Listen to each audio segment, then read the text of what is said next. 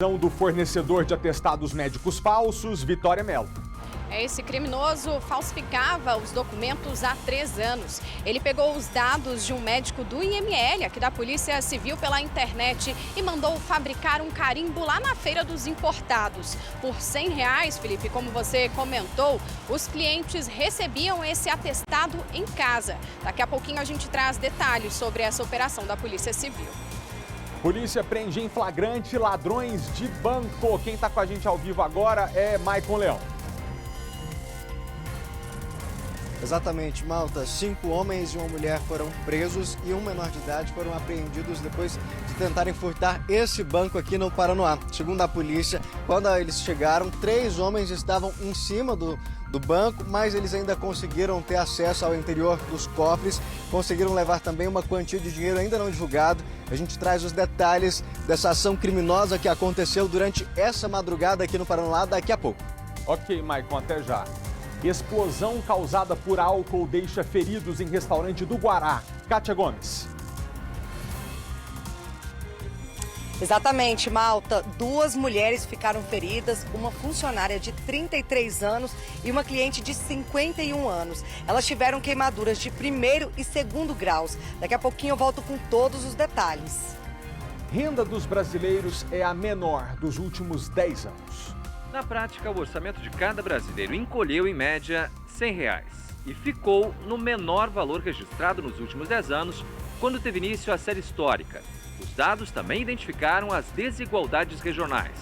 No Nordeste, a renda individual mensal nem chegou a R$900. Agora, 11h44, nós estamos ao vivo, seja muito bem-vindo. Vamos começar essa semana juntos, nós que temos esperança. Se você tem trabalho, dê valor ao emprego que sustenta a sua família e a missão onde Deus te colocou. Para você que ainda está procurando emprego, boa sorte, que não pode fingir que está doente e desvalorizar a oportunidade de poder servir num lugar que conta com o seu talento. Bom, estamos juntos, seja muito bem-vindo, o nosso jornal já começou. Pessoal, nós temos mostrado aqui nas últimas semanas vários acidentes que aconteceram dentro de restaurantes, né? Você deve ter reparado. Teve panela de pressão que explodiu, teve restaurante pegando fogo e agora mais essa. 2 mulheres sofreram graves queimaduras por causa de um acidente com álcool dentro de um restaurante que fica no Guará 1. A gente tem a reportagem, vai rodar agora. A explosão aconteceu na noite da última sexta-feira, quando a funcionária do restaurante de 33 anos estava colocando álcool nos recipientes que são usados para manter a temperatura dos alimentos quentes. Segundo os bombeiros, enquanto a mulher manuseava esse objeto, uma chama muito grande foi causada, chegando a uma altura de 2 metros. A funcionária e uma cliente sofreram queimaduras de 1º e de 2º graus. A funcionária apresentava ferida na perna, no rosto e no tórax. Já a cliente, de 51 anos, teve queimaduras nos braços, no rosto, no tórax e nas orelhas. As vítimas foram transportadas para o Agarram conscientes, orientadas e estáveis. Um dos funcionários apagou o fogo imediatamente com um extintor de incêndio. O restaurante precisou ser fechado para a limpeza do pó químico e ficou sob os cuidados do proprietário. No final de semana, o estabelecimento voltou a funcionar normalmente. Por telefone, o gerente explicou que vai buscar informações com a seguradora de controle incêndio do estabelecimento para saber a melhor forma de amparar as vítimas. E disse que as 2 estão bem e se recuperam em casa. Está no Guará e fala com a gente ao vivo. Kátia, boa tarde para você. O restaurante está aberto, amiga? Oi, Malta, está aberto sim. Eu passei mais cedo pelo restaurante, inclusive entrei em contato com o gerente e as informações que ele tinha dado ontem para a nossa equipe foram as mesmas informações que ele acabou dando hoje. Ele disse que as 2 estão bem, elas, assim que sofreram essa queimadura, elas já receberam alta e estão se recuperando em casa. E que hoje ele deve registrar uma ocorrência policial e também acionar o seguro, ali do restaurante para poder amparar essas vítimas, né? As vítimas, como nós mostramos na reportagem, foi uma funcionária de 33 anos e também uma cliente de 51 anos. Essa funcionária tinha colocado álcool ali para fazer o aquecimento da comida quando houve essa explosão, né? Essa explosão chegou ali a uma distância de 2 metros e acabou atingindo também essa cliente, né? E para falar sobre isso, Malta, justamente sobre queimaduras, eu estou aqui com o sargento Klaus ao meu lado, porque é importante esse tipo de orientação, né? A pessoa ali que sofreu uma queimadura, como que ela deve agir? Tem muita gente que coloca água na queimadura, coloca às vezes até pasta de dente, manteiga. A gente quer entender, né, o que pode ser feito nesse tipo de situação.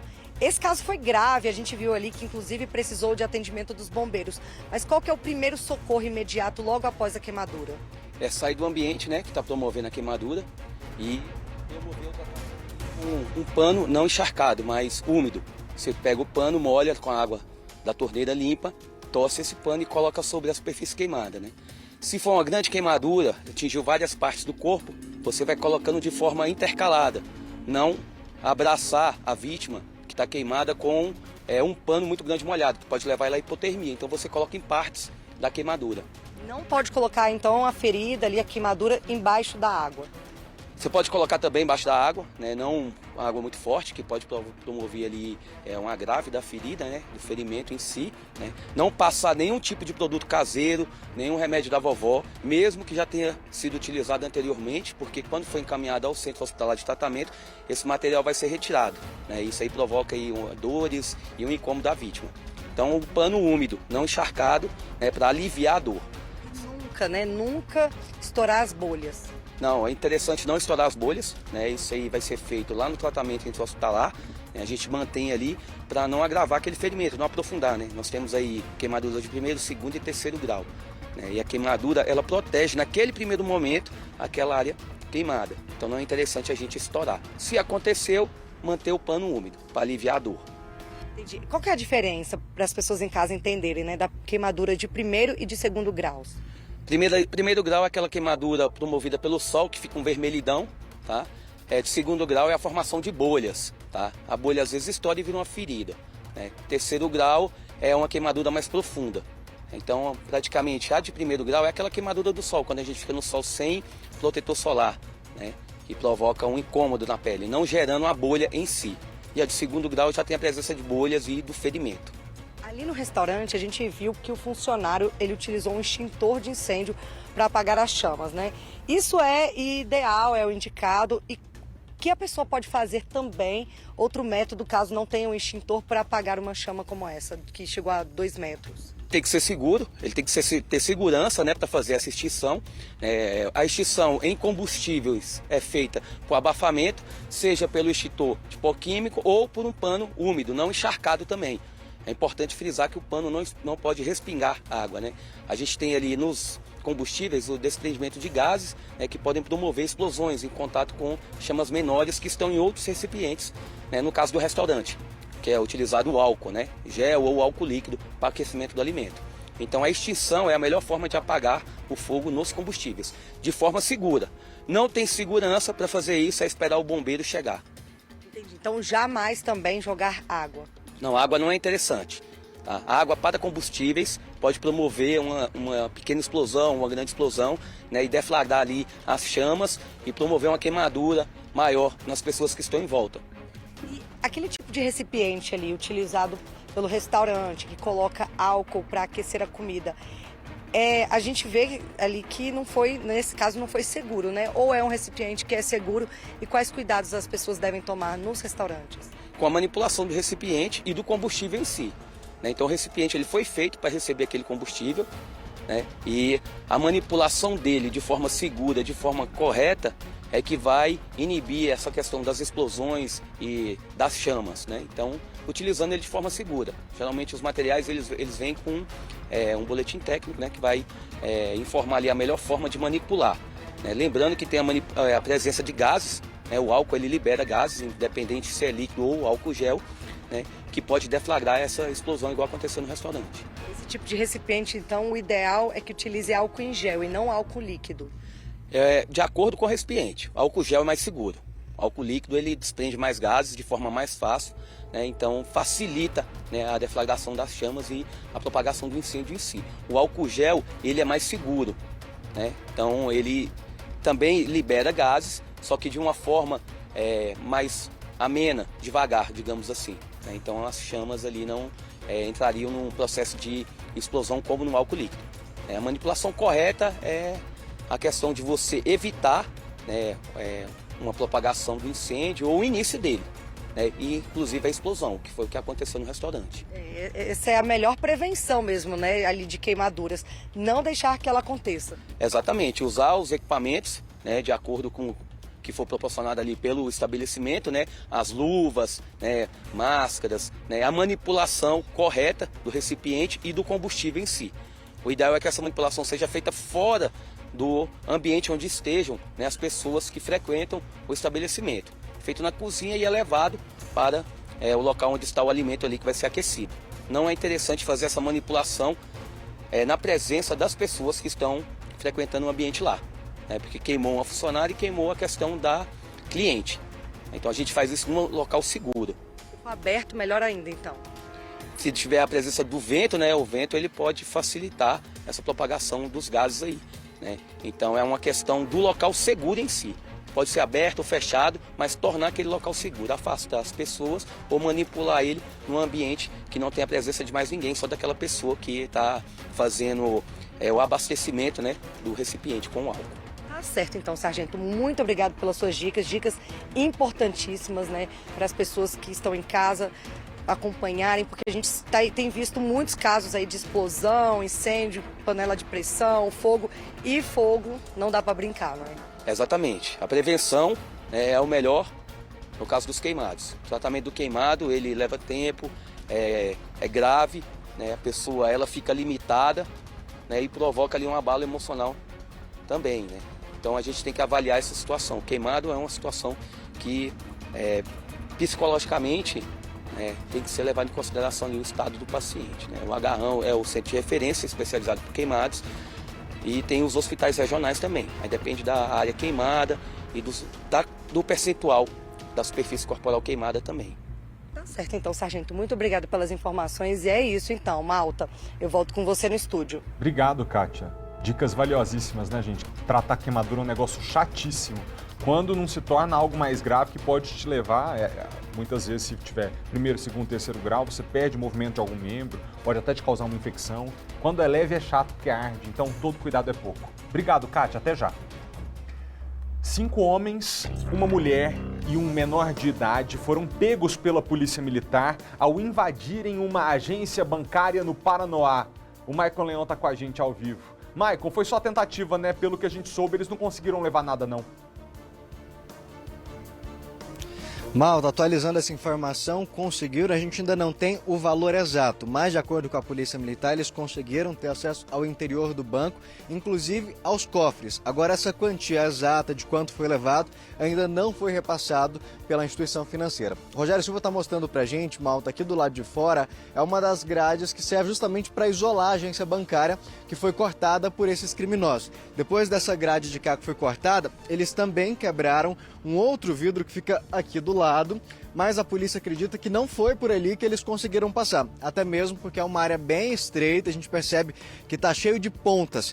Era por volta de 3h40 da manhã, Malta, quando a Polícia Militar foi acionada justamente por conta dessa movimentação. Isso mesmo, ela foi acionada, já que eles conseguiram desligar os alarmes aqui do banco, justamente por conta da energia, esse alarme não teria disparado.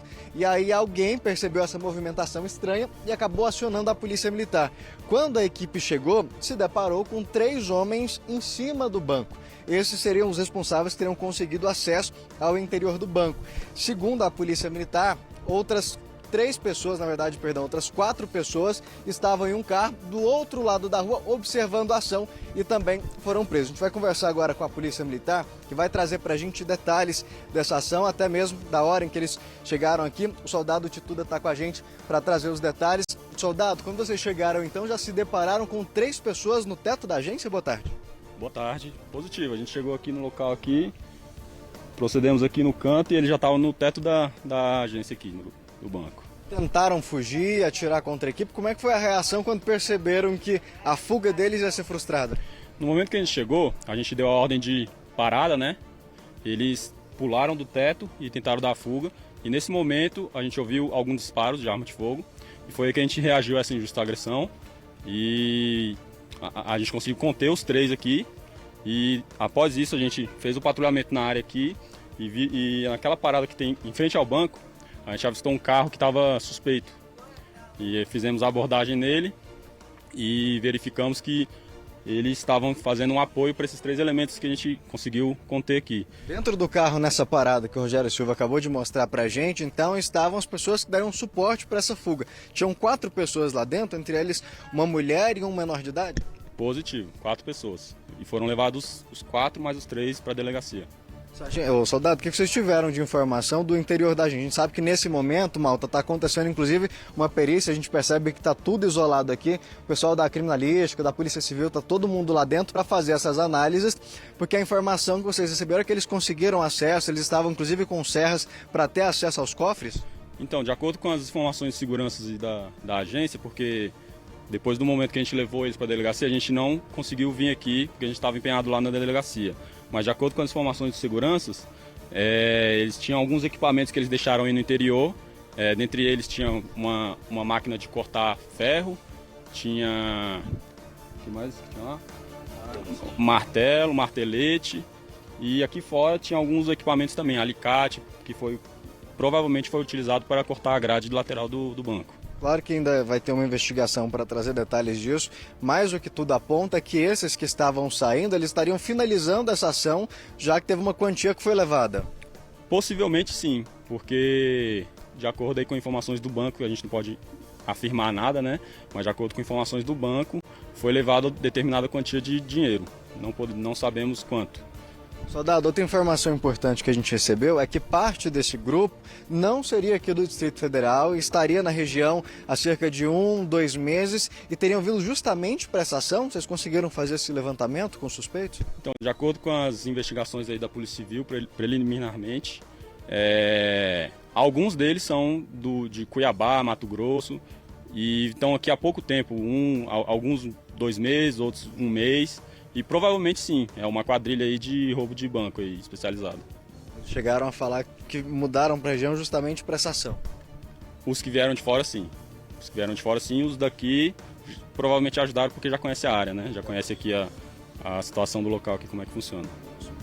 Obrigado, soldado, pela sua participação. Malta, um outro detalhe que chama a atenção é justamente como esses criminosos conseguiram ter acesso ao local onde desliga essa parte da energia que impediu que esse alarme disparasse para ter acesso, já que a gente está falando de alguns, inclusive, que nem eram aqui da região.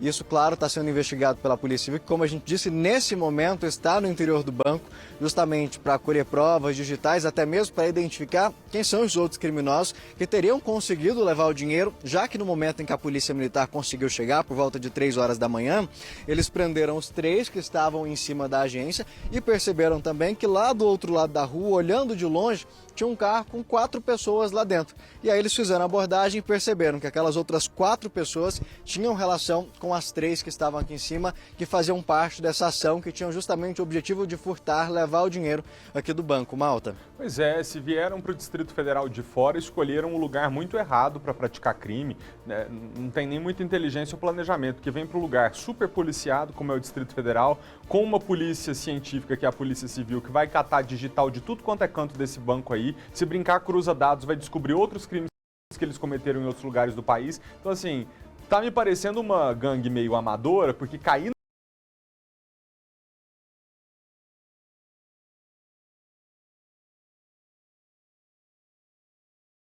por aí, o estrago, por enquanto que a gente está vendo, foi só uma porta de vidro quebrada, aquela grade que você mostrou há pouco que foi danificada para eles terem acesso, mas não teve nada muito mais sério, né?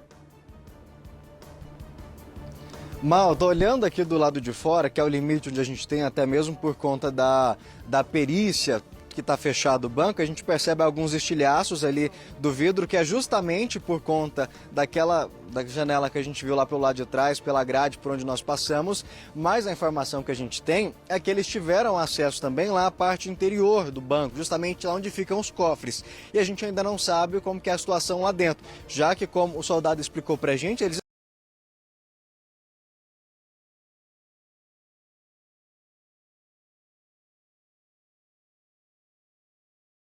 olhando, a gente percebe que não tem muitos estragos, a não ser o vidro. Nos caixas mesmo de autoatendimento ali dentro, não tem praticamente nada. Não houve aqueles cortes que a gente percebe muitas vezes com maçarico.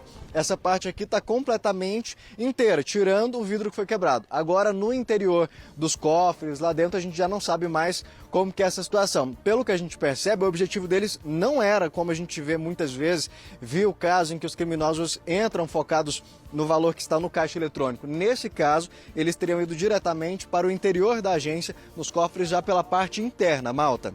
Queriam praticar um mega assalto, aí fica difícil, aqui no DF não dá. Muito obrigado, Maicon, pelas informações, gostaria que você agradecesse aí a Polícia Militar por ter repassado as informações pra gente. Mandamos um abraço pro pessoal do Paranoá, a gente espera que com a prisão dessa quadrilha, a vida aí da comunidade fique mais tranquila e vocês parem de tomar susto. Obrigado, viu, Maicon? Agora, a gente vai tratar de um assunto que me deixou já revoltadíssimo desde o início da manhã. Delivery de atestado médico falso. Foi assim que a Polícia Civil prendeu um homem no Lago Norte, enquanto ele estava fazendo o delivery, a entrega de um atestado falso. A investigação descobriu que esse homem usava os dados de um médico e talões de atestados que foram furtados de um hospital para poder dar os atestados de mentira. A Vitória Mello tem as informações pra gente. Vi que foi o próprio médico, né? O que foi vítima, estavam usando o carimbo dele, quem denunciou esse esquema. Boa tarde para você. É um médico legista da Polícia Civil, Felipe. Boa tarde a você, boa tarde a todos. Esse médico contou à polícia, registrou um boletim de ocorrência dizendo que há 3 anos estava tendo problemas com o CRM porque pessoas estavam apresentando atestados médicos com a assinatura e o carimbo dele. E vários desses documentos ainda estavam com o CID errado, que é aquela identificação de doenças, Então no atestado vinha que a pessoa estava com uma fratura no pé, mas na verdade o raio-x não mostrava nada disso. Então esse médico estava respondendo a vários processos administrativos no Conselho Regional de Medicina e precisava sempre se justificar, explicar que na verdade estava sendo vítima de um crime. Durante a investigação, a polícia conseguiu identificar as pessoas que apresentaram esse atestado e chegou até o fornecedor. O homem é um morador de Santa Maria que conseguiu desviar vários talões de atestados em branco de um hospital particular.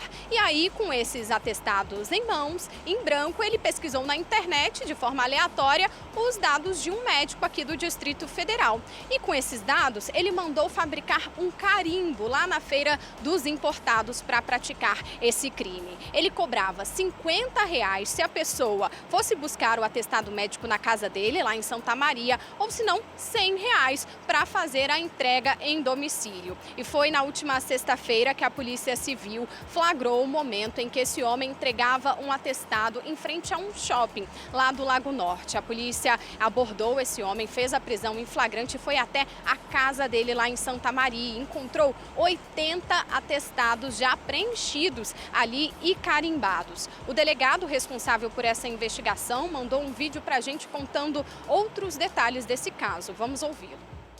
Deflagramos uma investigação e conseguimos, numa ação de inteligência, interceptar o criminoso que estava por trás dessas falsificações no momento em que ele ia fazer uma entrega de um desses atestados num dos condomínios aqui do CA, no Lago Norte, na frente do shopping Iguatemi.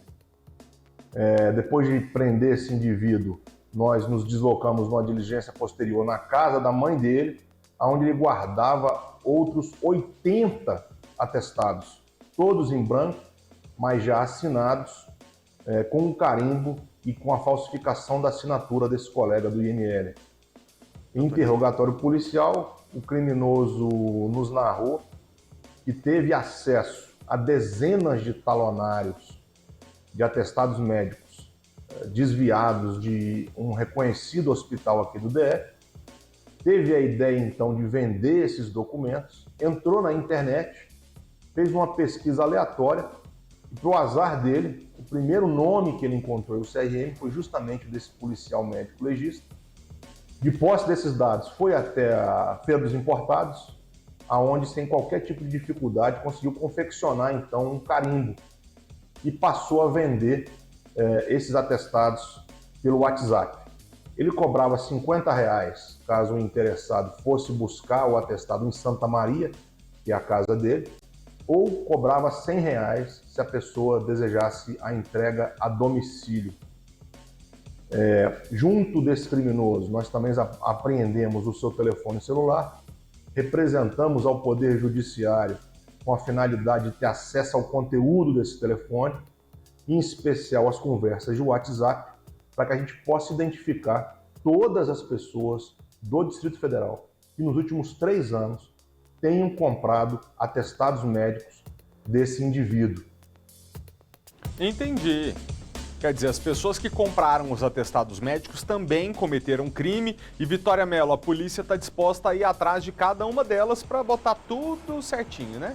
É um dia de folga que pode sair muito caro, viu, Felipe? Pelo que o delegado disse, vai sair caro sim, porque a polícia fez o pedido para a justiça para ter acesso ao WhatsApp desse criminoso para identificar todas essas pessoas que compraram esse atestado falso, porque essas pessoas respondem pelo crime de uso de documento falso e podem ficar presas até 6 anos, né? Podem pegar até 6 anos de prisão. Então, fica aí até o alerta, né? Porque tanta gente, como você até comentou no início do jornal, precisando de um emprego e espertinhos querendo cometer crime, para ter um dia de folga, né, Felipe? Eu acho o seguinte, continuando nesse tema que você trouxe, hoje no Distrito Federal são cerca de 300 mil pessoas que acordam numa segunda-feira como hoje e não tem o que fazer. Às vezes a pessoa está tão desolada que até perdeu a esperança de procurar um lugar para ela trabalhar. Então, a pessoa que tem um emprego e que leva a vida de uma forma tão desorganizada, porque às vezes pega um atestado médico porque estava em farra, porque estava em bebida, porque não está simplesmente a fim de trabalhar, ela desrespeita tanta gente que gostaria de ter uma oportunidade de trabalhar. E é o seguinte, trabalho é assim mesmo, não é todo dia que você está feliz e saltitante indo trabalhar, mas oportunidade, ao mesmo tempo que é a chance de você levar o sustento para sua família e pagar suas contas, também vira uma obrigação. Olha só, eu e a Vitória Mello estamos aqui a segunda-feira, conversamos com você em casa com toda a deferência e educação. Você acha que a gente também não tem nossos dias ruins? Todo mundo tem, mas quando você encara o trabalho como uma obrigação e, sobretudo, como uma oportunidade, você entende que até vencer o seu mau humor, a sua indisposição e naquele dia ir servir no seu lugar de trabalho é o melhor que você pode fazer. Agora, a gente deixa aqui o alerta para essas pessoas que vão ter a campanha tocada pelos policiais, não façam isso de novo, porque ao longo de 3 anos foram centenas, provavelmente, de brasilienses que compraram esse atestado falso. Você vai ser demitido, porque a polícia vai bater na sua porta, a polícia vai avisar a empresa onde você trabalha que o seu atestado era falso, e aí, a hora que você não tiver o seu emprego, que você vai entender o que custou esse dia de folga. Vicky, muito obrigado, tá, pelas informações. Muito triste, né, gente? Eu acho isso, assim, tem segunda-feira que você realmente está pensando, ai meu Deus, tô tão mal, ou hoje eu não tô feliz, mas a vida é desse jeito. E nesses dias que a gente não tá muito bem, o que você tem que fazer é respirar fundo e falar assim, eu vou trabalhar. Chiquinho tá aqui atrás da câmera 1, não me deixa mentir, teve um problema de joelho, a gente ficava se falando, doido para voltar a trabalhar, porque sabe o valor que tem você poder levar o sustento para sua família a partir do suor do seu rosto, com honestidade. É isso que faz o caráter de uma pessoa. Deixa eu continuar aqui. Um caminhão carregado com batatas tombou em cima do viaduto da DF-003 perto do Gama. O Corpo de Bombeiros precisou ser acionado porque teve um vazamento de óleo na pista. O motorista do caminhão contou para os militares que a carga se movimentou durante a curva e fez o caminhão tombar. A grade de proteção da pista evitou que o caminhão caísse de uma altura de 8 metros, mas algumas batatas chegaram a cair do viaduto. 2 faixas sentido Gama precisaram ser fechadas para que os bombeiros pudessem resolver a situação. Isso causou bastante trânsito no local. Uma passageira do caminhão, de 37 anos, teve suspeita de fratura na perna e precisou ser levada ao Hospital Regional de Santa Maria. Já o motorista não se feriu. Que bom, né? Falando em trabalho, você vê que até quem está trabalhando está com dificuldade de pagar as contas. Imagina você que vai perder o emprego porque colocou um atestado falso no seu serviço. Você não, porque quem nos assiste, a maioria esmagadora é de gente trabalhadora. Mas você conhece, né, quem fez isso, que a polícia vai bater agora na porta dela. A renda do brasileiro diminuiu e chegou ao menor patamar dos últimos 10 anos, de acordo com o IBGE. Esses dados mostram ainda que as pessoas mais pobres sentiram mais ainda essa diminuição na renda. Nem as delícias de Minas fazem o consumidor abrir o bolso. Resultado, os ganhos do ambulante minguaram também. Consumia muito mais. Tinha um jogo, o pessoal já comprava. Qualquer coisinha, o pessoal já comprava. Em 2021, o rendimento médio domiciliar per capita, ou seja, de cada brasileiro, foi de R$ 1.353 por mês. Uma queda de quase 7% em relação ao ano anterior. A redução foi ainda maior para os mais pobres. As pessoas que estão uns 5% de menores rendas e 10% de menores rendas tiveram perdas de 30% na sua renda média, enquanto os mais ricos tiveram perdas menores. É muito explicado, sim, por mercado de trabalho, e sobretudo, pelo auxílio emergencial, que era uma fonte de renda importante nesse ano da pandemia, que as pessoas acabaram perdendo muito a ocupação. Na prática, o orçamento de cada brasileiro encolheu, em média, R$ 100 e ficou no menor valor registrado nos últimos 10 anos, quando teve início a série histórica. Os dados também identificaram as desigualdades regionais. No Nordeste, a renda individual mensal nem chegou a R$ 900. As taxas de desemprego caíram, mas os salários também. Mesmo as pessoas de carteira assinada, ao reentrarem no mercado de trabalho, pela própria questão de oferta e demanda, você aceita o salário que lhe é oferecido. Então ele está num patamar abaixo. Você tem mais gente trabalhando, porém ganhando menos. É o caso do Sérgio. Ele é motorista e trabalha por conta própria. Com a alta dos combustíveis, ele perdeu mais da metade da renda. Trabalhando bem mais e o dinheiro não chega nem ao que era. Os preços dos carros seminovos começaram a cair depois da supervalorização alcançada nos últimos 2 anos. Estava caro, né, gente, comprar carro mesmo usado. Para quem procura esse tipo de veículo seminovo, agora está tendo a oportunidade de aproveitar melhores condições de compra. Esse é um dos exemplos do novo cenário no mercado de seminovos. Em abril, o carro era avaliado em R$ 62 mil na tabela FIPE. Já em junho, passou a valer menos de R$ 50 mil, uma diferença de aproximadamente 20%. De acordo com a Federação dos Distribuidores de Veículos, a FenaBrave, o valor dos automóveis usados teve a primeira redução em abril, depois de 21 meses. O carro seminovo alcançou o auge no ano passado, quando foram negociados 15 milhões de unidades no país, cerca de 4 milhões a mais em relação ao período pré-pandemia. Esse aquecimento se deu pela falta de veículos 0 quilômetro, após uma série de fatores que prejudicaram a produção. Tivemos aumento dos custos de logística, tivemos aumento dos custos dos containers, houve a desvalorização do real perante o dólar, o que impactou de sobremaneira nas importações realizadas pelo país. Em 2020, foi o início da pandemia e tivemos a paralisação de várias fábricas. Com isso, houve uma redução natural do volume de produção e de vendas. A produção nas montadoras vem aumentando, mas a entrega de semicondutores, os chips que dão a tecnologia necessária aos veículos, ainda não foi normalizada. Além disso, a queda na renda média do brasileiro e a inflação alta. Para controlar os preços, os juros vêm subindo e isso também faz o consumidor adiar os planos de financiar o primeiro carro, mesmo que seja um usado. Hoje o banco acaba pedindo uma entrada muito maior e a taxa de juros por valor que sobra para o financiamento está uma taxa de juros elevada. A tendência é de que o preço dos seminovos continue em queda. Para quem tem o dinheiro à vista ali para comprar, é a melhor coisa, porque a tabela FIPE está caindo, os carros estão caindo de mercado, então para comprar hoje, para quem tem dinheiro, é bom. Mas para comprar carro tem que estar disposto a abastecer depois, né? Bora falar de combustíveis, porque pode ser que tenha uma redução aí nos preços em função da redução de tributos. Está prevista para hoje à tarde, às 2 horas, a sessão no Senado, que vai tratar daquele projeto que limita a cobrança do ICMS, que é o imposto pago aos estados referente aos combustíveis. A repórter Larissa Arantes fala com a gente agora ao vivo. Ô Lari, mas não vai ser um projeto votado tranquilamente, porque tem muita polêmica envolvida, né? Boa tarde, boa semana para você.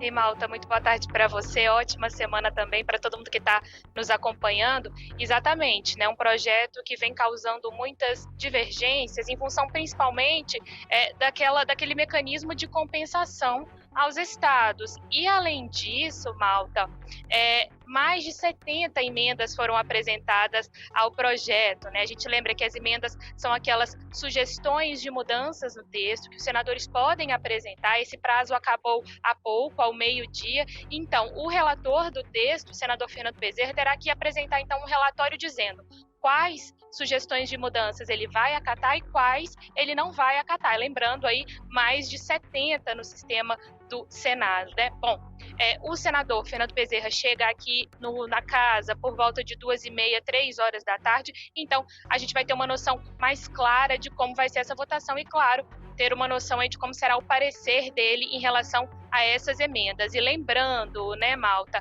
a sessão aqui está marcada para as 2 horas da tarde, mas como foram feitas mudanças no texto que veio lá da Câmara, o projeto vai ter que voltar para uma nova análise dos deputados e só então segue para a sanção do presidente Jair Bolsonaro. Malta. Muito obrigado, Larissa. Os conteúdos da Lari, da equipe toda do nosso jornalismo, estão sempre no sbtnews.com.br, a sua fonte segura de informação. Obrigado, Larissa.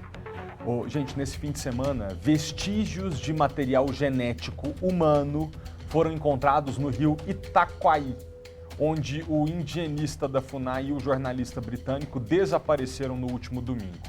Hoje, a polícia e os bombeiros estão seguindo para o local onde existe a suspeita de que estariam os corpos deles. Além disso, grupos indígenas organizaram um protesto nesta manhã. O repórter Zé Luiz Filho traz outras informações.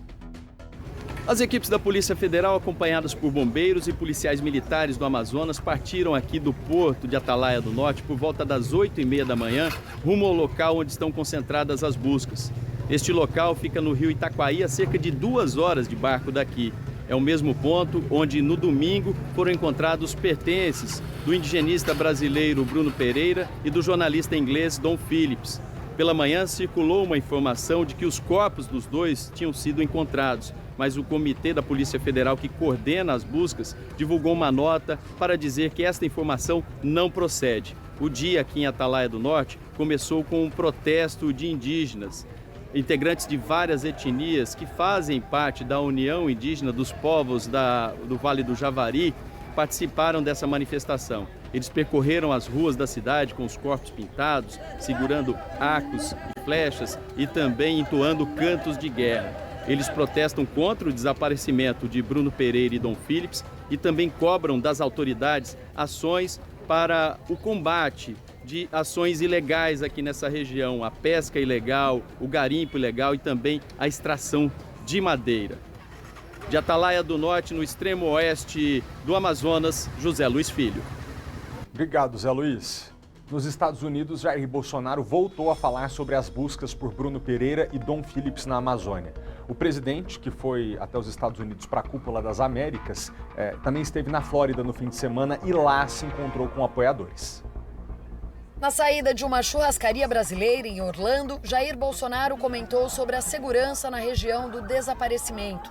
Ali é um mundo, tem índios isolados, tem muito ilícito na região também. Droga existe no mundo todo. Eles, quando partiram, as informações que temos não foi acertado com a FUNAI. Então, acontece, as pessoas abusam, né? E as coisas acontecem. A declaração foi feita no fim de um dia com agenda cheia.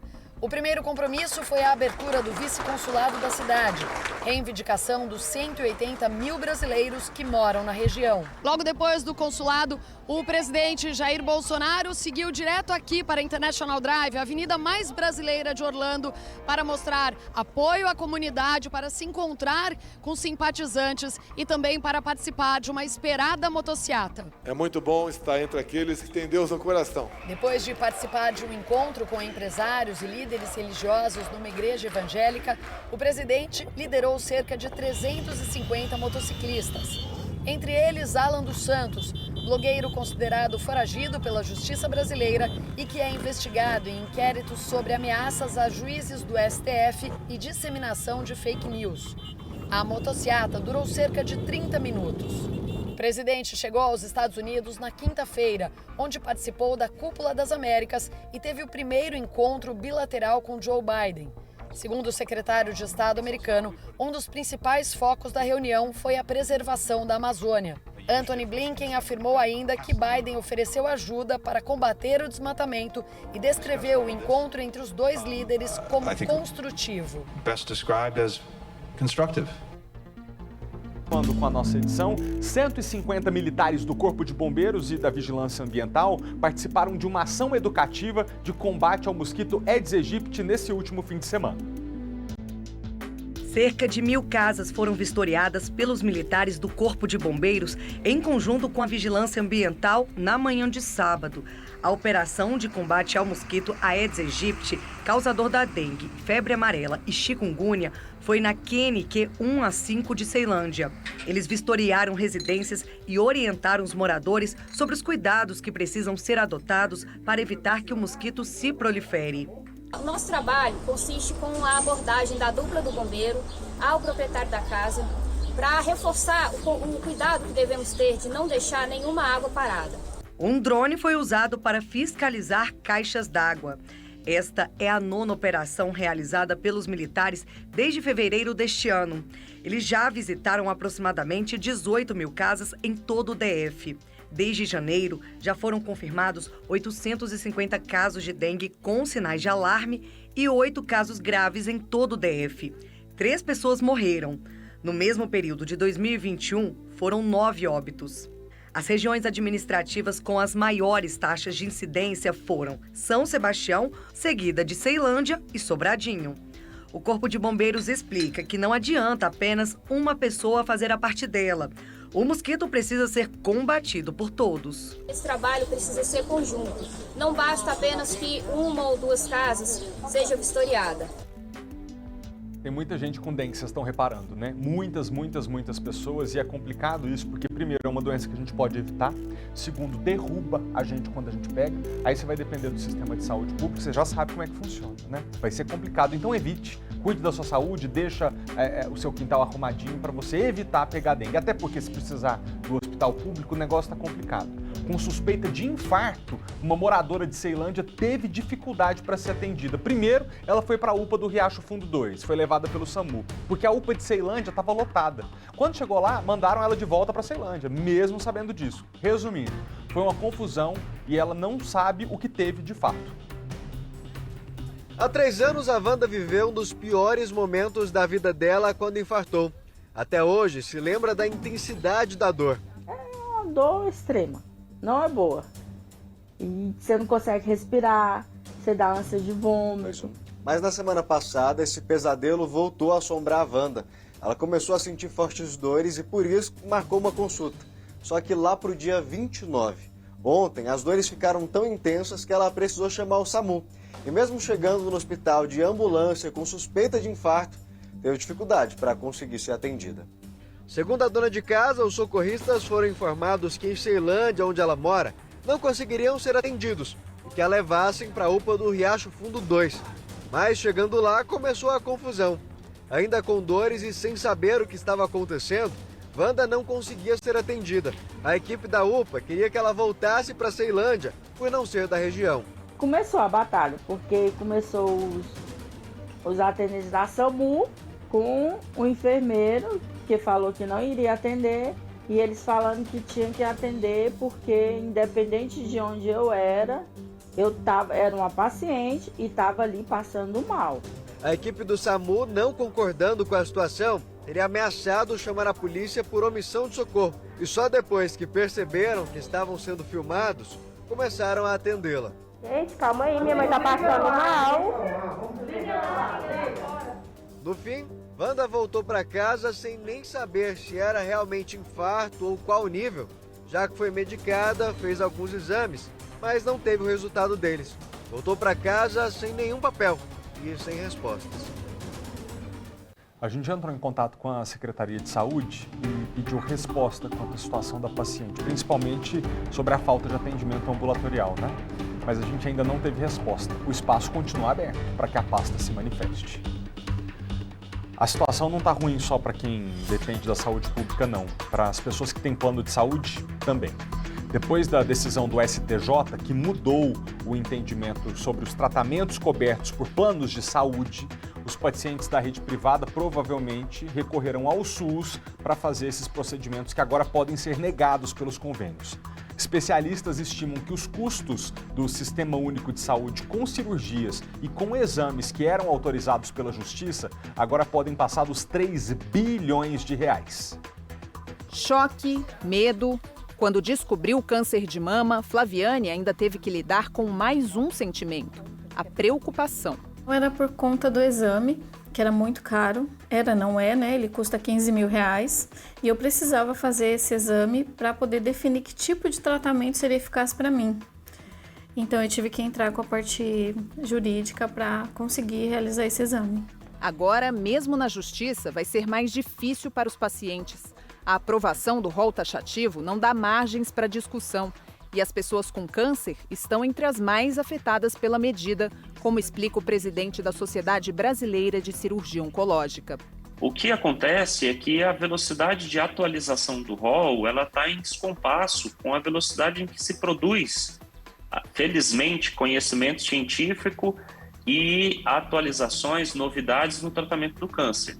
O câncer é uma doença tempo-dependente, né? Então, quanto mais precoce se diagnostica, maior a chance de cura. De acordo com a Associação Brasileira de Planos de Saúde, as despesas judiciais pagas pelas operadoras dobraram em 5 anos. 70% seriam relacionadas a procedimentos que não estão no rol da ANS. Agora, a tendência é a de que os pacientes não atendidos pelos convênios procurem a saúde pública, o que deve pressionar ainda mais um sistema já sobrecarregado. A expectativa é a de que os custos do SUS dobrem com procedimentos e exames reivindicados na Justiça. De 1 bilhão e 800 ultrapassaria os 3 bilhões e meio de reais. Quando se fala em recursos públicos, há limite para os gastos, segundo este economista. Se eu dou um tratamento de primeiro nível para uma pessoa, estou deixando de dar coisas mais básicas para muito mais gente. Mas é saúde, tem questões éticas, bem-estar, vida e morte, etc. e tal. Ok, muito bacana, mas a gente tem que entender que são recursos e como é que você vai disponibilizar esses recursos. A gente fica um pouco desolado, né? Fica de mãos atadas. Só quem passa. Só quem passa, sabe? Quanto é difícil. Ainda sobre saúde, um exame de sangue que avalia o risco de Alzheimer já está disponível no Brasil. Esse teste é recomendado para pessoas com suspeita de demência ou com comprometimento cognitivo leve. Aos 61 anos, Dona Maria veio para uma casa de repouso ainda sem saber exatamente o que tinha. A filha, já fazia algum tempo, percebia a falha na memória. Aí eu passei, perguntei falei na frente dela. Ela falou, como posso te ajudar? Ela não me reconheceu. Aí eu falei, mãe, eu saí chorando. Embora esse e outros sintomas tenham começado aos 59 anos de idade, apenas 4 anos depois a família teve a confirmação de que era Alzheimer. Em geral, o diagnóstico demora porque ele é feito com base na observação clínica, ou seja, avaliando os sintomas, o histórico familiar. Não há um marcador biológico que afirme com certeza é ou não é Alzheimer. Porém, agora no Brasil começa a ser feito um novo teste que aponta o fator de risco de uma pessoa ter a doença. Um exame de sangue detecta a presença de placas amiloides, uma proteína que se acumula no cérebro de quem tem Alzheimer. Até então, o teste só era possível introduzindo uma agulha na coluna. A gente estima que no Brasil a gente tem em torno de 1.200.000 pacientes portadores de Alzheimer. A maior parte deles não sabe, não tem um diagnóstico fechado de Alzheimer. Então, é super relevante a gente ter ferramentas laboratoriais que complementem e ajudem nessa definição diagnóstica. É indicado para pacientes a partir de sintomas leves e custa cerca de R$ 1.500, 1/3 daquele feito na coluna. Ainda não existe medicação que reverta e nem interrompa os sintomas do Alzheimer, o principal deles, a perda de memória. A prevenção é o caminho, como explica esta geriatra da Unifesp e coordenadora da Associação Brasileira de Alzheimer. Desde a infância, com escolarização, vida adulta, controlando o tratamento da pressão, da obesidade, né, do sedentarismo, desde jovem, evitar trauma ao crânio. Estimule o cérebro. Leitura, filmes, aprender coisas novas. E aprender coisas novas, uma outra língua, pode ser aprender a desenhar, a pintar. Bom, no próximo bloco você vai aprender coisa nova. É que a Polícia Civil do Distrito Federal quis barrar no concurso da PCDF candidatos com vitiligo. Aí veio o Tribunal de Contas e falou assim, não pode barrar quem tem vitiligo do concurso só porque a pessoa tem essa condição. A gente vai entender mais desse assunto depois do intervalo. Mas antes do break, a gente vê juntos como está a previsão do tempo. Deixa eu ver como é que está o céu lá fora. Tá lindo, né, gente? Céu de junho depois de um fim de semana chuvoso. Foi esquisita a chuva ontem. Temperatura nesse momento 24 graus e a umidade relativa do ar está em 46%. A gente volta já já.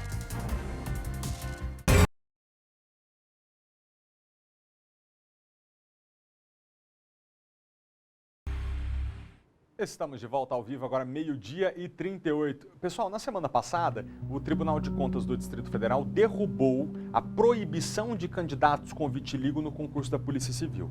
A Corte, o Tribunal, também pediu à corporação explicações sobre o porquê de barrarem as pessoas com vitiligo dessa prova. A decisão é liminar, cabe recurso e levantou a questão: qual seria o problema de uma pessoa com vitiligo ser escrivão, ser agente da polícia? Max Koube, advogado e presidente da Comissão de Concursos Públicos da OAB-DF. Ô, Max, tem base legal para uma proibição como essa? Boa tarde para você, obrigado mais uma vez por ter vindo ao SBT.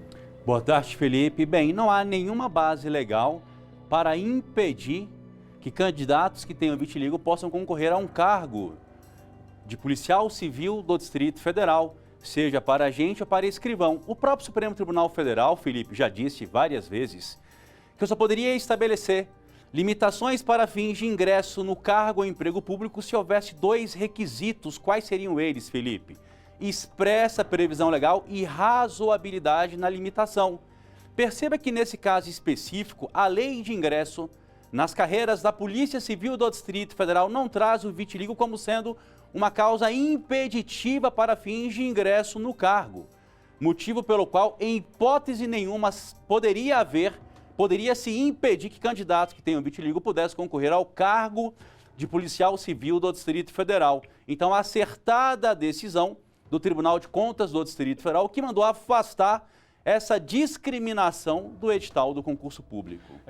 Você que está em casa, enquanto nós estamos tratando desse assunto que é o vitiligo, você está vendo também na tela imagens de pessoas famosas do Brasil e do mundo que têm essa condição na pele que despigmenta, né, provoca essas manchinhas mais claras. Michael Jackson é o artista mais famoso do mundo todo que tinha o vitiligo, mas ali tem a Natália também, Deolato, esqueci o sobrenome dela, que participou de um reality show. Ô Max, mas a condição do vitiligo, você disse, não seria razoável para isso, mas um concurso público pode barrar pessoas com outras condições de saúde, entendendo que para aquela função especificamente essa pessoa não estaria apta? O Supremo até entende que sim, mas teria que ser muito para um caso específico, deveria haver uma razoabilidade. Por exemplo, eu não poderia ter um policial tecnicamente que não enxergue. Então, perceba que essa seria uma condição impeditiva para o próprio exercício da atividade fim do cargo. Mas a questão do vitiligo, perceba que não gera nenhum impeditivo, não interfere em nada na atribuição da atividade fim, seja de agente, seja de escrivão da Polícia Civil ou outros cargos no âmbito do serviço público de forma geral. Eu vou tirar uma dúvida já que é de outras pessoas também com relação à idade, Max, mas segura só um pouquinho. O Max trouxe o ponto de vista do direito, mas a gente vai entender agora também sobre a ótica médica. Rosa Matos, dermatologista, presidente regional da Sociedade Brasileira de Dermatologia. Ô Rosa, o vitiligo é uma condição que tem outras consequências para a saúde da pessoa, além dessa estética que a gente vê da despigmentação da pele? Boa tarde para a senhora. Boa tarde, Felipe. Boa tarde, doutor Max. Então, na verdade, fomos até tomados de surpresa com essa informação. Então, o vitiligo é o quê? A perda da cor, né? É uma doença que tem uma substância, um substrato genético, mas que tem, na verdade, um processo autoimune, a destruição da célula que produz a cor. E, de fato, em nada ela pode comprometer a capacidade laboral, de trabalhar de alguém. Agora, tem um dado muito interessante. Tem um estudo muito grande feito pela China, um grupo de oncologia, que pegou material genético de 250 mil portadores de vitiligo e comparou com 1.200.000 de pacientes normais, que não têm vitiligo, não é? Todo mundo é normal. E o que chamou a atenção? Acho que a grande preocupação, quando houve o pensamento nesse impedimento, era o desenvolvimento do câncer da pele. E não está aumentado esse risco. Então, esse é mais um dado que corrobora que essa informação e esse impedimento não tem nenhum fundamento. E, de fato, o portador de vitiligo está protegido do câncer da pele, ele está protegido, entre aspas, ele tem mais risco de queimadura, gente, por favor. Mas de câncer da pele, de câncer de mama, de câncer de ovário nas mulheres. Então, é muito interessante que esse processo inflamatório, ele gera algum efeito protetor quando comparado à população sem vitiligo. Então, nós realmente fomos tomados assim, foi bastante surpreendente, porque a gente vive hoje um momento, né, de body positive. As pessoas hoje, elas se respeitam, elas se aceitam, acho que é um processo de aceitação, e isso gera o quê? Mais afastamento, mais preconceito, realmente, do ponto de vista dermatológico. Inclusive, eu conversei com o presidente da Nacional, Dr. Mauro Anoukhara. Não cabe, não tem fundamentação científica para isso. Inclusive, a gente vai produzir um material, um posicionamento oficial da dermatologia nacional. Ô Rosa, então cai por terra, inclusive, aquelas... Eu chamo de lenda, porque muitas vezes as pessoas conversam sobre esse assunto, nem entendem muito o que está falando e a gente acaba ouvindo e não sabe se acredita. Mas diziam muito que uma pessoa que tem vitiligo poderia estar predisposta a outras doenças autoimunes também. Isso não é verdade.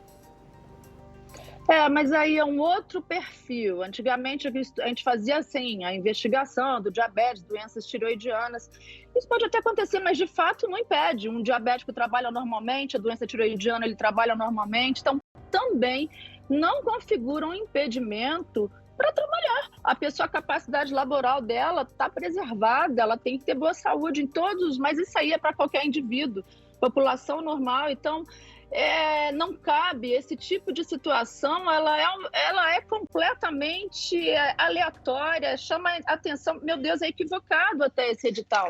Eu não sei de que ano é esse edital, e eu acredito que já deva ser uma coisa antiga e que, de fato, está bastante ultrapassada e que não está fundamentação científica para isso. Obrigado, senhora, pela presença. Até está chegando 25 de junho agora, é o Vitiligo Day, né? É um dia em que especialistas e pacientes no mundo inteiro, inclusive, debatem essa questão para cada vez mais desmistificar esses temas e tratar o vitiligo como uma condição que a pessoa pode ter uma vida completamente normal. Então, obrigado pela presença da senhora.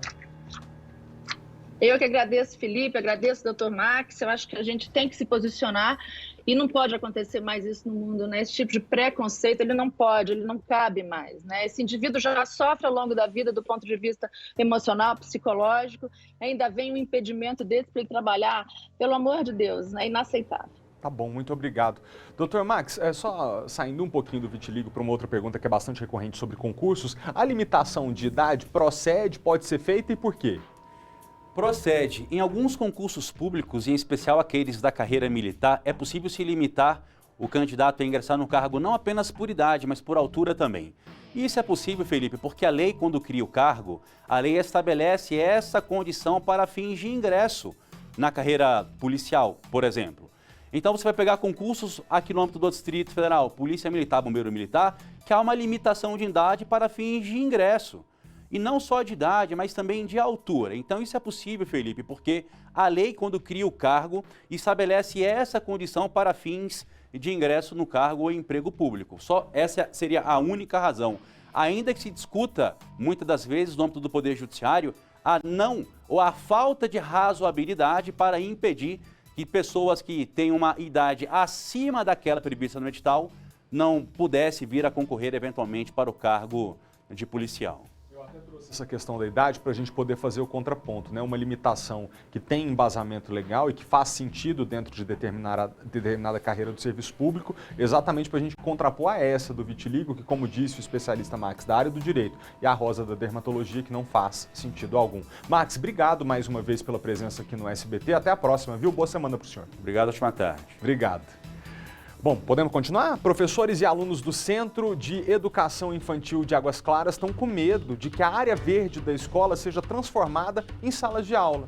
Para eles, o problema não é a ampliação do espaço, e sim o risco de as crianças perderem esse contato com a natureza. Para as 370 crianças de 4 e 5 anos, a área verde, que tem mais ou menos 2.000 metros quadrados, é um espaço de convivência, brincadeiras e lazer. Eu acho bem legal, porque a gente gosta de bichinhos, fazem festas. Gosto de correr, brincar com meus amigos e brincar na casinha, no balão. Eu gosto de brincar, de pular, de ir no escorrega, de ir pra casinha. E não é só isso. As partes pedagógica e psicomotora dos pequenos também se desenvolvem enquanto eles aproveitam a área verde da escola. Nós, como escola, como Centro de Educação Infantil, primamos pelo desenvolvimento integral da criança. E esse desenvolvimento integral passa pelas áreas verdes. Então, assim, o nosso projeto ele é desenvolvido pensado até na ação terapêutica que nós fazemos com as crianças com necessidades educacionais especiais. 26 crianças com deficiência estudam na unidade. O Rafael, de 5 anos, filho da Fabiana, é uma delas.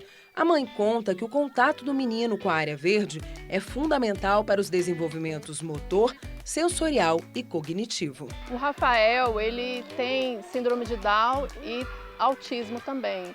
E ele tem um déficit sensorial. Ele precisa ter contato com a área verde, com areia, toda essa parte para o desenvolvimento dele, para ele perder e melhorar essa questão sensorial, Para ele correr, se equilibrar, que tudo isso, a deficiência dele tem um atraso no desenvolvimento.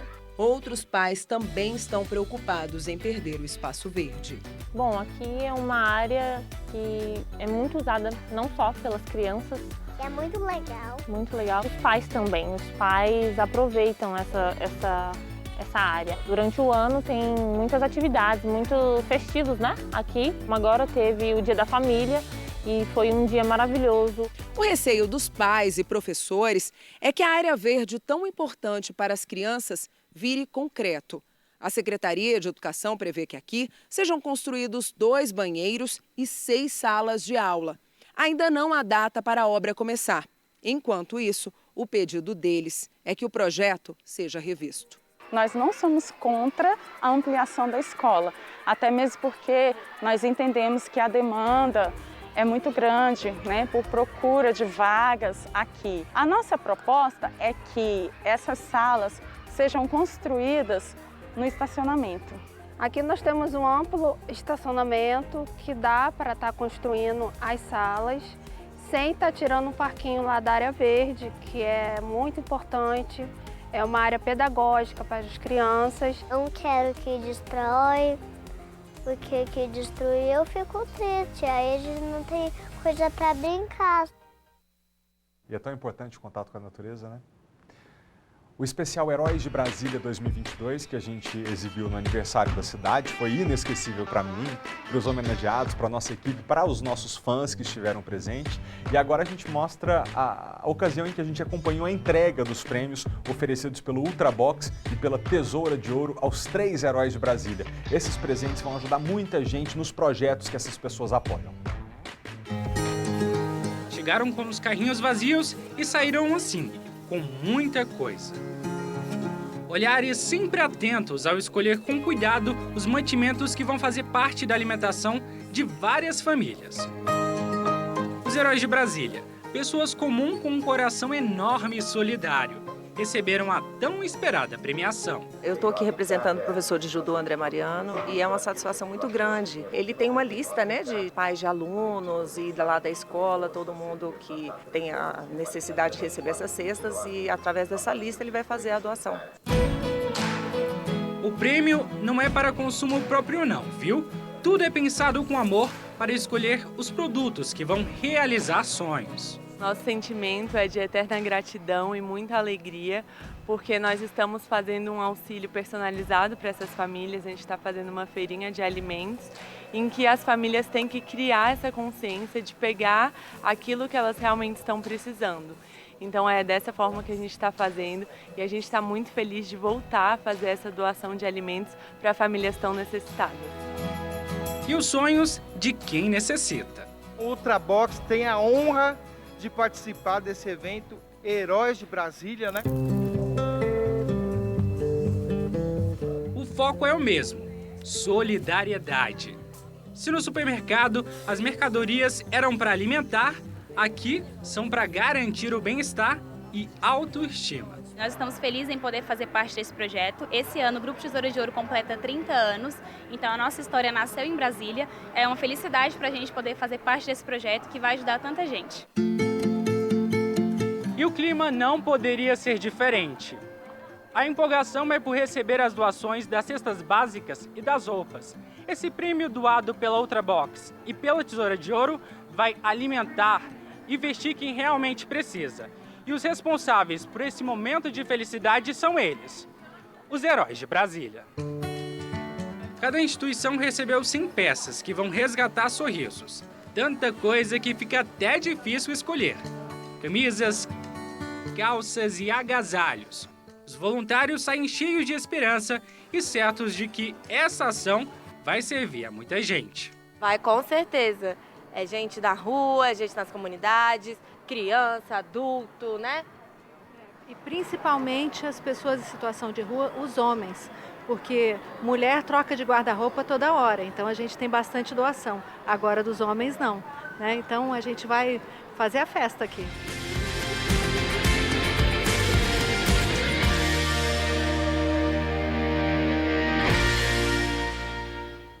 Vou falar para você que eu fiquei até emocionado aqui durante a reportagem, porque esse é um esforço que o SBT fez nesse aniversário de Brasília para presentear a gente que está fazendo a diferença na nossa cidade. Então eu queria de novo agradecer ao Fábio Souza da Ultrabox, a Tássia Barreto que falou em nome da Tesoura de Ouro. São duas empresas tão grandes, tão importantes para o mercado do Distrito Federal e que se juntaram a nós nesse apoio fundamental para esses projetos. Muito obrigado, Ultrabox e Tesoura de Ouro. Vocês mostram responsabilidade social quando estão com a gente num projeto como esse. Agora, mais ainda, eu agradeço ao André Mariano, a Ana Napoli e a Isabela Fialho, que foram os Heróis de Brasília, porque a gente só tem história boa para contar. E o Ultrabox e a Tesoura de Ouro, gente boa para ajudar, porque vocês existem primeiro. Então, muito obrigado por terem tomado uma parte do tempo e da vida de vocês para olhar para o lado e descobrir quem estava precisando de apoio. O prazo para pagamento da segunda parcela do Imposto Predial Territorial Urbano, o IPTU, e também da taxa de limpeza pública, a TLP, começa a vencer hoje. Nossa, eu tenho que pagar então. Vitória Mello tem mais informações. Vi que eu baixei o boleto, eu estava pensando esse fim de semana, será que eu perdi o prazo? Começa hoje então, né? O vencimento da segunda parcela começa hoje e vai até a próxima segunda-feira, já que a data varia com o final da inscrição do imóvel. Além do IPTU, vence também a taxa TLP, que é a taxa de limpeza pública. A expectativa do governo é arrecadar cerca de 175 milhões de reais com esses impostos. Esse ano, 555 mil contribuintes devem pagar o IPTU e 556 mil a TLP, que é a taxa de limpeza pública.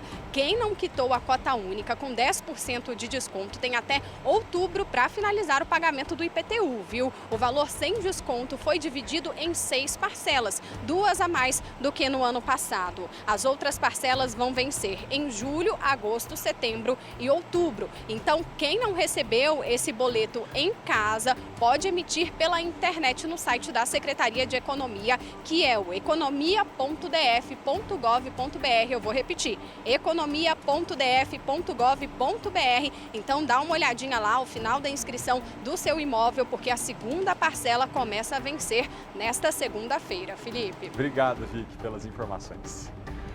Pessoal, o último fim de semana, né, surpreendeu nós brasilienses com uma chuva completamente fora do normal. Pelo menos eu achei fora do normal. Chover em junho? Como assim? Só o meteorologista Francisco de Assis vai saber dizer de verdade se foi um evento atípico. Boa tarde, Francisco. Foi normal isso? Eu achei esquisito ou foi esquisito mesmo? Boa tarde, Felipe. Boa tarde, os ouvintes do SBT. Realmente, né, para essa época do ano é atípico, né? Chover no mês de junho aqui, mas normalmente assim, aliás, algo dos 50% dos meses de junho, né, ocorre alguma chuva aqui no Distrito Federal, né? E ainda está previsto novamente ocorrer chuvas pelo menos até quarta-feira, chuvas isoladas novamente, viu? Ainda persistem essas condições aí. Pelo menos até quarta-feira ele cair alguma chuva novamente aí em algumas áreas do Distrito Federal.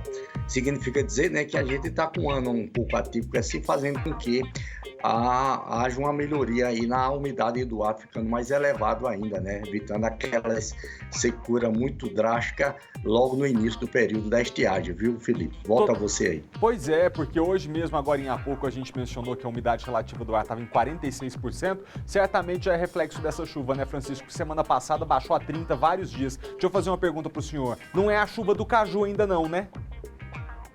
Ainda não é a chuva do caju, não. Ainda realmente não é a chuva do caju, é em agosto, né? Em agosto é que realmente ocorre a chuva do caju. Isso significa também que a gente vai ter uma semana, o início da semana, né, até a meada da semana, com a umidade um pouco mais elevada, né? Porém, a partir da quarta e quinta-feira, as temperaturas devem baixar um pouco novamente, né? O ar frio que tá na região sul e sudeste começa depois chegar aqui em Brasília a partir mais ou menos da quinta-feira, aí faz com que essas temperaturas despenquem mais um pouco, né? Além do frio que já tem ocorrido. Então aí as temperaturas voltam ao patamar de 10 graus. Hoje ela está no patamar, hoje ficou em torno de 13, 14 graus, né? Dependendo das áreas do Distrito Federal. E aí lá para quinta, sexta-feira baixa novamente essas temperaturas. Volta a você aí. Deixa eu te perguntar um negócio, não sei nem se o senhor vai saber fazer. Se não souber, não tem problema não, explicar. Mas é porque eu tava com uma amiga de São Paulo esse fim de semana e eu fui explicar pra ela que tinha chovido, mas que eu achava que não era a chuva do caju. Ela falou, chuva do caju? Por que chama chuva do caju? É realmente o cajueiro que dá fruto nessa época? Esse ditado realmente é um ditado popular que tem não somente aqui, mas também tem para o Nordeste, né? Que é a chuva que precede o período, que não é o período das chuvas ainda, né? E que o caju, às vezes, precisa de alguma chuva, né? Para amadurecer mais o fruto do caju. É por isso que chama realmente essa chuva do caju, né? Mas a previsão da gente ter já a chuva no mês de setembro. Já tem uma boa indicação da gente ter realmente a chuva no mês de setembro, que não deve ter um atraso nas chuvas aqui, na volta da chuva do Distrito Federal, aliás. Muito obrigado, seu Francisco. Eu boto o senhor contra a parede, né? Pergunto de meteorologia, mas também de botânica, de fruto, de tudo. E bom que o senhor sabe responder tudo. Obrigado, boa semana pro senhor, viu? Até obrigado. A próxima. Tchau, obrigado a você, Felipe, também. Uma boa tarde aí para todos, hein? Valeu. Pessoal, é 12h59, quase 1 da tarde, mas não acabou o nosso jornal, tá? A gente ainda segue muito ao vivo, depois tem o esporte. Mas aí, se você me permitir, eu te peço licença para a gente fazer um rápido intervalo. Antes do break, como sempre, a gente vê como estão as principais rodovias do Distrito Federal no giro de câmeras do DR. Primeiro, como está estrutural nesta segunda-feira, tudo normal, né? Já saiu da parte do período de inversão, então tudo seguindo para Taguatinga e aqui para o plano piloto. E agora a gente vai para a Estrada Parque Indústria e Abastecimento, a EPIA, lá na altura do viaduto Ayrton Senna. É ali que cruza, inclusive, com a estrutural. Ó que coisa, tudo tranquilo por lá. 12h59, segura! Voltando agora para o nosso conteúdo, o Detran vai fazer um leilão online de carros que foram recolhidos ao depósito. São duas categorias, tá? Tem sucata, mas tem conservados também. E esses últimos podem voltar à circulação e as sucatas podem ter as peças aproveitadas. O leilão, de fato, é só nos dias 20 e 21 desse mês, mas a visitação dos veículos já começou e o Maicon Leão foi até lá conferir. Maicon, é com você. É bom dar uma olhada antes de comprar, né, malta? Por isso a gente fala direto aqui do pátio, onde estão parte desses veículos, já que a gente está falando, nesse caso de sucatas, por exemplo, elas só podem ser vendidas para empresas, mas já são mais de 700 veículos. No caso dos que podem voltar a rodar, que são esses que a gente está vendo aqui, inclusive carros populares, tem até Mercedes, outros veículos que a gente pode arrematar, esses aqui já podem voltar a circular e, nesse caso, podem ser arrematados por pessoas físicas mesmo, não precisa de empresa nem nada. É só se cadastrar para participar. Quem está aqui ao meu lado para explicar os detalhes é a Viviane Lopes, para explicar para a gente, pessoa física, normal, por exemplo, como que eu faço para participar. Boa tarde. Boa tarde, tudo bem. Então, pessoal, a primeira coisa é se cadastrar no site da Flex Leilões, né? Lá eles vão fornecer login e senha para vocês acessarem o edital, né?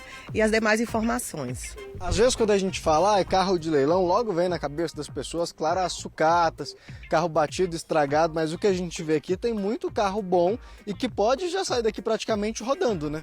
A gente tem todos os tipos. Os sucatas que são comprados, né, pelas empresas do ramo de negócio, compra e venda de peças usadas, e o para circular, que é adquirido por pessoas físicas, bastando o cadastro e o CPF.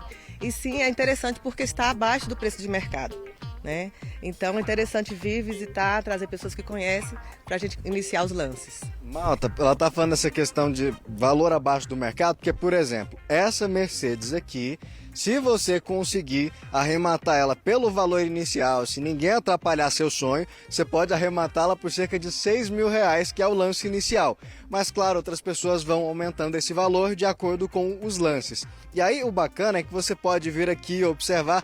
Eu, por exemplo, não entendo nada de mecânica, mas se você trazer alguém que entende, vai conseguir olhar o motor, ver a situação de cada um dos veículos e até mesmo visitar por dentro desses carros. Eu até separei um aqui, porque eu gosto de, já que a gente vai olhar, ver um mais luxuoso por dentro, a gente pegou esse Sonata aqui, 2012. Malta, pra você entender o tanto que ele está conservado, do lado de dentro dele tem até o manual da garantia. Eu vou passar aqui e entrar e o Rogério Silva vem logo na sequência para a gente mostrar o interior aqui do carro. Ele vai passar.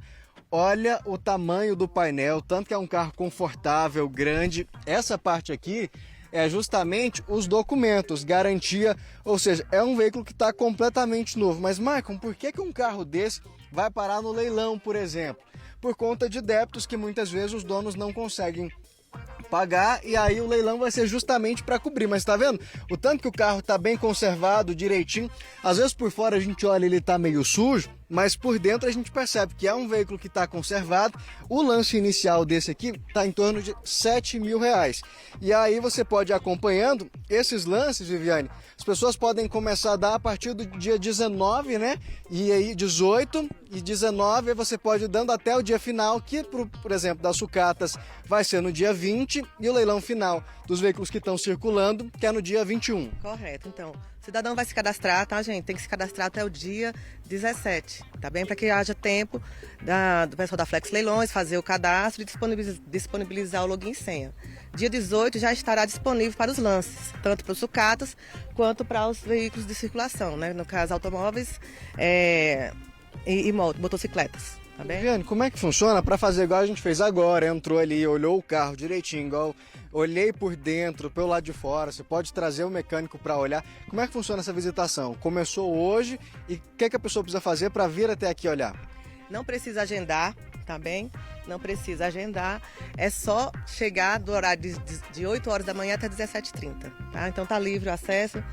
E vão ficar à vontade para conhecer qualquer veículo que esteja disponível. Obrigado pela sua participação, pelos esclarecimentos. Malta, tá aí o recado, tem que se inscrever até o dia 17, que aí você vai poder ver aqui, além desses carros que estão de cá, tem mais esse monte aqui, viu? Tem igual a gente está falando. É dividido em dois grupos, sucatas e veículos que podem voltar a rodar. E aí os débitos anteriores são zerados. A partir do momento em que você arremata o carro, ele tanto com a chave, tanto certinho, você já pode levar e ir embora com ele, se brincar até rodando. Obrigado, Maicon, pelas informações. A hora que você entrou ali num dos carros ali, eu achei que você ia sair dirigindo já. Você tem carteira de habilitação, né? Embora você tenha só 18 anos. Tem sim, inclusive eu queria ele, eu vou fazer minha inscrição no site, vai que eu dou sorte. Por favor, gente, ninguém dá lance não, pra eu levar ele por 6 mil só. Tá bom, obrigado, Maicon, pelas informações. Esse negócio de leilão do Detran direto é um dos assuntos mais buscados no Google aqui no Distrito Federal e nas plataformas de buscas, porque as pessoas se interessam muito por saber. Que bom que você pôde trazer as informações pra gente, valeu.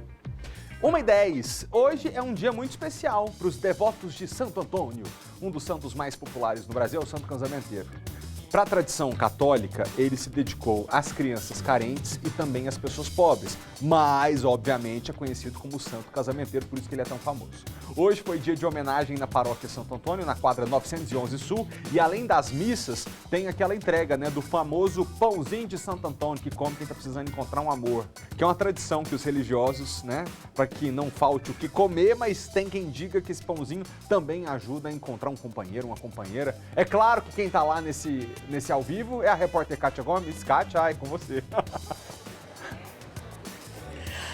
Oi, malta. Pois é, olha, as comemorações aqui na paróquia começaram na última quinta-feira com as festas juninas, né? Hoje é o encerramento e a festa, claro, é ainda maior porque é o dia de Santo Antônio. Eu vou mostrar aqui pra vocês como é que está essa decoração. Olha, aqui tem as barraquinhas, uma grande movimentação, né? Olha, 1h da tarde, olha como a igreja está lotada. Então teve gente que veio até aqui para poder almoçar, aproveitar e comer uma comidinha típica, né, da festa junina. Tem alguns fiéis que vieram também consumir, né, o que está sendo vendido aqui e, claro, aqueles que também vieram participar da missa, né? Porque a programação aqui acontece durante todo o dia, então tem diversas missas. A primeira missa foi às 6 horas da manhã, bem cedinho. Então, assim, não tem desculpa para perder a missa, porque tem missa de hora em hora. E claro, né, como você disse, o mais famoso é o pãozinho. Aqui as pessoas vêm buscar o pãozinho abençoado. Malta, o Santo Antônio, ele é conhecido por ser aquele santo que ajuda a encontrar coisas perdidas. Ele também é da fartura, né, que ajuda os pobres e, claro, o santo casamenteiro. Aí eu estava aqui conversando com o Frei Edgar e ele me explicou que o pãozinho, na verdade, ele simboliza a fartura. Para arrumar um casamento, a pessoa tem que rezar, não é isso mesmo? Exatamente. A pessoa tem que poder fazer a trezena, rezar ao nosso santo, Santo Antônio, e poder se dispor o seu coração a encontrar a pessoa amada. E assim Santo Antônio vai interceder e vai enviar a pessoa certa, a pessoa que vai fazer você feliz, né? Então, eu acho que Santo Antônio, ele ajuda muito nesse sentido de aproximação das pessoas. E o pão de Santo Antônio é justamente para alimentar os pobres, tanto no sentido material quanto também no sentido espiritual. E as pessoas vêm buscar o pão para levar para suas casas, para poder abençoar a sua vida. Então a pessoa que se alimenta do pão de Santo Antônio, vai se sentir forte por dentro. Porque temos muitos combates pela vida e é necessário a gente se sentir forte. Forte materialmente, né? Ou seja, com o corpo, mas também espiritualmente. Estando em dia com a sua oração, com a sua vida de igreja, com os seus sacramentos. Então o pão de Santo Antônio vai alimentar a pessoa por dentro e por fora. Hoje já estava aqui querendo pegar um pãozinho, beliscar esse pãozinho para ver se eu encontro a minha alma gêmea. Então, além de comer o pão, claro que é importante, vai alimentar a alma, né? Além da fartura, tem que rezar. Tem que rezar e a pessoa tem que vir na missa, participar da missa de Santo Antônio, fazer as suas orações e então pedir para que Deus, né, através da intercessão de Santo Antônio, possa enviar a pessoa e assim se encontrarem e viverem felizes. E a programação aqui vai até a noite? Sim, nós temos agora às 15 horas a celebração da Eucaristia, depois às 17, 18, 19 e às 20 horas, que é a última celebração da Eucaristia. Ainda nesse período temos as confissões, a adoração ao Santíssimo e no finalzinho da tarde começa a festa junina, que fica no nosso estacionamento também, aqui no nosso Santuário na Asa Sul. E as pessoas podem vir para encontrar aqui as barracas. Como vocês viram, nós já estamos servindo o nosso almoço e à noite a gente retorna para a nossa noite com Santo Antônio. Frei, eu vou aproveitar, vou tentar falar com algumas pessoas aqui na fila para saber sobre essa questão de vir buscar o pãozinho. Será que a pessoa está procurando um casamento ou veio só pela fartura mesmo? Deixa eu ver aqui. Opa, com licença. Pegar o pãozinho? Claro! Para você, ele representa a fartura. Fartura, prosperidade. Casamento já tem. Não para ninguém aí que a senhora conhece? Ah, vim rezar por um amigo que tá doente. E quem tá precisando casar? Não foi pra casar. casar. A senhora reza por mim, tá? É Kátia, pode colocar meu orações. Deixa eu ver se eu encontro. Mas também tá precisando. Já casou, veio procurar um casamento? Não, bem casada. Bem casada. Tem ninguém solteiro nessa fila aqui, não? Todo mundo tá casado. A senhora tá solteira, mulher? Solteirona. Tira a máscara. Já tira e faz a sua propaganda. Qual que é o seu nome? Maria. Viu? Obrigada. Muita mulher não tá fácil pra ninguém, né? Mas que esse frio aí agora, mas vim pedir Santo Antônio. Todo ano eu peço Santo Antônio, mas até agora ele não mandou nenhum pra mim não. Mas tenho certeza, não vou perder a esperança. Todo ano eu venho pedir, até ele vai me dar um esposo. Eu tava achando que eu tava errada porque eu nunca tinha rezado pra Santo Antônio, mas a senhora que reza também não arrumou, então tá difícil. Ele quer dar um homem bom, um homem trabalhador, honesto, sabe? Trabalhador honesto, tem que ser bonito também. Não precisa ser muito bonitão, não. Meu Deus do céu. Ixi, cortou. E volta aqui pra mim. Catinha, esse finalzinho nós não conseguimos ouvir não, que o sinal do nosso link não funcionou. Mas eu quero dizer uma coisa pra Kátia. Amiga, você é uma mulher muito bonita, não fica nesse desespero não. São os homens que têm que ir atrás de você, não é você ficar preocupada com o homem, de você ir atrás de homem não. Inclusive, é só rapidinho aqui falando desse assunto, já começa o esporte. Mas aí você vai resolver sua vida. Gente, deixa eu ver o que eu faço aqui. A gente pode voltar com a Kátia se tiver estabelecido o sinal ou não? Se não, eu quero ficar por aqui e conversar com o telespectador. Caiu? Tá bom. Gente, é o seguinte. Hoje é segunda-feira. E mais cedo no comecinho do jornal, nós vimos aquela operação muito chata da polícia indo atrás de um homem que falsificava atestado médico para poder vender para as pessoas que não dão valor para o trabalho e que, em vez de irem honrar aquele lugar que está pagando suas contas, te dando sustento, e também honrar a si mesmo como caráter, estavam querendo ficar de folga, dizendo que estavam doentes. A conta para essas pessoas vai ficar cara. A gente mencionou na edição de hoje que a polícia vai atrás de cada uma das pessoas que comprou os atestados por 50 ou 100 reais para poder entender direitinho o que aconteceu. Então, a gente deu essa notícia aqui hoje e eu digo para você que está em casa, se você começou essa segunda-feira trabalhando, dê valor a esse lugar. Tem tanta gente no Distrito Federal, 300 mil pessoas que queriam estar no seu lugar, tendo para onde ir, tendo o que fazer, tendo um lugar para entregar o seu talento, a sua dedicação. E se você está à procura de emprego, não perca a esperança não. Sai à rua, bate a porta, mostra o que você tem de melhor para fazer, que eu tenho certeza que você vai conseguir. Agora, 1h18, antes de ir embora, eu queria convidar você que está em casa a visitar meu Instagram, pode? @FelipeMaltaTV. Por lá eu recebo os seus recados, as suas mensagens, as suas fotos, para a gente colocar aqui no ar. Tá bom? Para te agradecer por todos os dias você tá com a gente fazendo jornalismo responsável que não perde o otimismo. @FelipeMaltaTV tá aqui, ó.